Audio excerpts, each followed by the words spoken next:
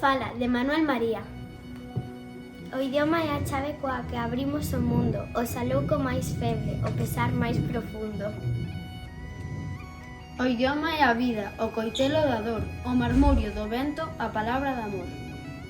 O idioma é o tempo, e a voz dos avós, e ese breve ronsel que deixaremos nós.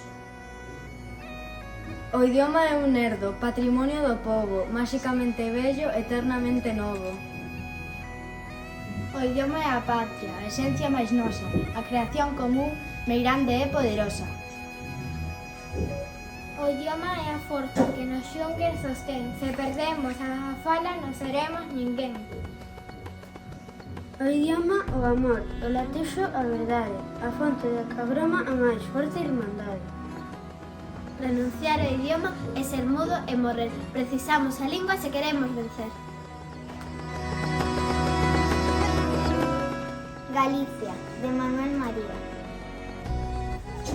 Galicia dulcemente está ollando o mar, ten vales e montañas e terras para labrar.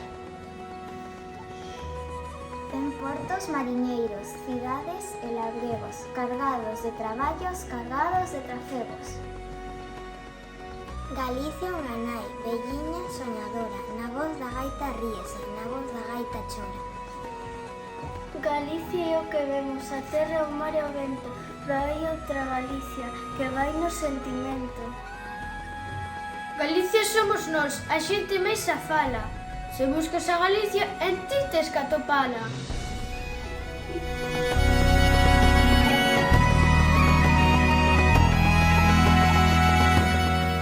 Conto de medo, de Manuel María.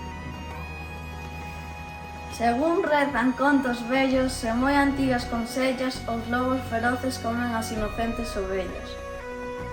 Cando as ovellas están en calquer monte ou pasteiro, poden sellar sorprendidas polo lobo carniceiro. E hai lobos tan astutos que para acabar cun rebaño métense entre as ovellas disfrazados de pel de año. E hai lobos tan agudos lobos hai, que caen sobre as ovellas sin darlles lugar nin para un ai. Pero nestes tempos de agora, xa hai un invento novo, e que aparecen ovellas que acaba comendo o lobo.